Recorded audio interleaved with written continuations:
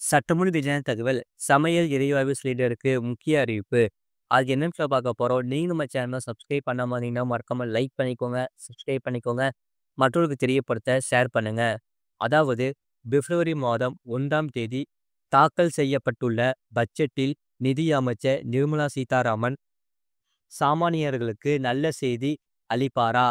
LPG சிலிண்டர்களின் விலை குறையுமா? அதாவது இந்த பட்ஜெட்டில் எண்ணெய் அமைச்சகத்தின் தேவைகளை அரசாங்கம் நிவர்த்தி செய்யும் என்ற வலிவான எதிர்பார்ப்பு உள்ளது. பொதுவாக எல்பிஜி சிலிண்டர்களுக்கான மானியங்கள் அறிவிக்கப்படும்போது அது எண்ணெய் நிறுவனங்களுக்கு நிதி நெருக்கடியை ஏற்படுத்துகிறது. எல்பிஜி சிலிண்டர்களை உற்பத்தி செலவிற்கு குறைவாக விற்பனை செய்தால் இந்தியன் ஆயில் நிறுவனம் ரூபாய் 9,000 கோடி அளவுக்கு மிகப்பெரிய இழப்பை சந்தித்துள்ளதாக எண்ணெய் அமைச்சகம் தெரிவித்துள்ளது. எண்ணெய் நிறுவனங்களின் கோரிக்கைகளை அரசாங்கம் ஏற்று அவற்றுக்கு சாதகமாக அறிவிப்புகளை பட்ஜெட்டில் வெளியிட்டால் அது வீட்டு உபயோக மற்றும் வணிக பயன்பாட்டு எல்பிஜி சிலிண்டர்களின் விலைகளில் பெரிய தாக்கத்தை ஏற்படுத்தும். சாதகமான அறிவிப்புகள் எல்பிஜி சிலிண்டர் விலை கணிசமாக குறைய வழி வகுக்கும். இன்னும் சில நாட்களில் நிதியமைச்சர் நிர்மலா சீதாராமன் 2025 முதல் 2026 நிதியாண்டிற்கான பட்ஜெட்டை தாக்கல் செய்வார். இந்த பட்ஜெட் குறித்து மக்களிடையே பலவித எதிர்பார்ப்புகள் உள்ளன.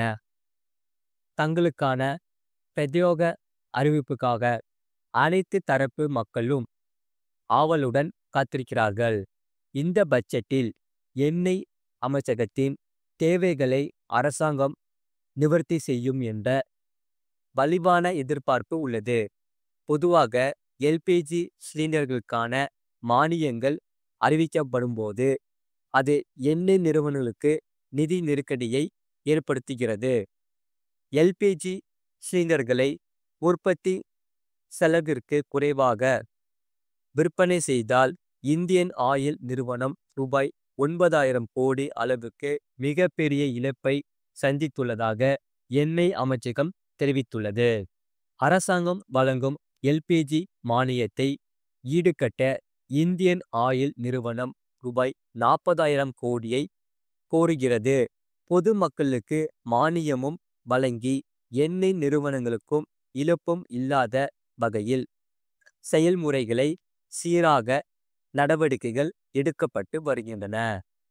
சர்வதேச மகளிர் தினமான மார்ச் 8, 2024 அன்று குறிப்பிடத்தக்க நடவடிக்கையாக வீட்டு உபயோக எல்பிஜி சிலிண்டர்களின் விலை ரூபாய் 100 குறைக்கப்பட்டது. அதை ஈடு செய்ய இந்த பட்ஜெட்டில் நிதியமைச்சர் எண்ணெய் அமைச்சகத்திற்கு ரூபாய் 40,000 கோடியை ஒதுக்கக்கூடும் என்று எதிர்பார்க்கப்படுகிறது. அரசுக்கு சொந்தமான எண்ணெய் நிறுவனங்கள் எல்பிஜி சிலிண்டர்களை நஷ்டத்தில் விற்கும்போது அவை குறிப்பிடத்தக்க நிதி சவால்களை எதிர்கொள்கின்றன. அதை அரசாங்கம் ஈடு செய்கிறது. கடந்த ஆண்டு 2023 முதல் 2022 நிதியாண்டிற்கான இழப்புகளை ஈடுகட்ட அரசாங்கம் ரூபாய் 22,000 கோடியை ஒதுக்கியது. இந்திய எண்ணெய் நிறுவனம் பிபிசிஎல் மற்றும் ஹெச்பிசிஎல் ஆகியவை எல்பிஜி சிலிண்டர்களின் முதன்மை சப்ளையர்களாக உள்ளன. இந்த சிலிண்டர்களுக்கு அரசாங்கம் 5% எல்பிஜி விதிக்கிறது. எண்ணெய் அமைச்சகத்தின் கோரிக்கைகள் ஏற்றுக்கொள்ளப்பட்டால் அது பொதுமக்களுக்கு நன்மைகளை வழங்க வழிவகுக்கும். குறிப்பாக இதன் மூலம் வீட்டு உபயோக எல்பிஜி சிலிண்டர் விலை குறைக்கப்படுவதற்கு வாய்ப்புள்ளது. கூடுதலாக இந்திய தொழில்துறை கூட்டமைப்பு சிஐஐ நுகர்வோர் மீதான சுமையை குறைக்க பெட்ரோல் மற்றும் டீசல் மீதான கலாய் வரியை குறைக்க கோரியுள்ளது. இந்த கோரிக்கை ஏற்றுக்கொள்ளப்பட்டு வரி குறைக்கப்பட்டால் இந்த எரிபொருள்களுக்கான விலைகள் குறையும். இதன் மூலம் பொதுமக்களுக்கு மேலும் நிவாரணம் கிடைக்கும். எண்ணெய் நிறுவனங்களின் கோரிக்கைகளை அரசாங்கம் ஏற்று அவற்றுக்கு சாதகமான அறிவிப்புகளை பட்ஜெட்டில் வெளியிட்டால் அது வீட்டு உபயோக மற்றும் வணிக பயன்பாட்டு எல்பிஜி சிலிண்டர்களின் விலைகளில் பெரிய தாக்கத்தை ஏற்படுத்தும். சாதகமான அறிவிப்புகள் எல்பிஜி சிலிண்டர் விலை கணிசமாக குறைய வழி இருக்கும். பிப்ரவரி மாதம் 1ஆம் தேதி தாக்கல் செய்யப்பட்டுள்ள பட்ஜெட்டில் நிதியமைச்சர் நிர்மலா சீதாராமன் சாமானியர்களுக்கு நல்ல செய்தி அளிப்பாரா? எல்பிஜி சிலிண்டர்களின் விலை குறையுமா? பொறுத்திருந்துதான் பார்க்க வேண்டும். அது மட்டுமல்லாமல் ரேஷன் கடைகளுக்கு கூடுதல் விடுமுறை. அதாவது தமிழகத்தில் ரேஷன் கடைகள் வாயிலாக கார்டுதாரர்களுக்கு அத்தியாவசிய உணவுப் பொருட்கள் வழங்கப்படுகிறது. இதனால் பொங்கல், தீபாவளி உள்ளிட்ட முக்கிய அரசு விடுமுறை நாட்களில் மட்டும் ரேஷன் கடைக்கு விடுமுறை விடப்படுகிறது. மற்ற விடுமுறை நாட்களில் கடைகள் திறந்திருக்கும். அதன்படி இந்த ஆண்டில் ரேஷன் கடைகளுக்கு 11 நாட்கள் மட்டும் விடுமுறை அறிவித்து 2024 டிசம்பர் 11இல் உணவுத்துறை உத்தரவிட்டது. அரசு பொது விடுமுறை நாட்கள் அனைத்திலும் ரேஷன் கடைகளுக்கு விடுமுறை விட வேண்டும் என ரேஷன் கடை ஊழியர்கள் கோரிக்கை விடுத்தனர்.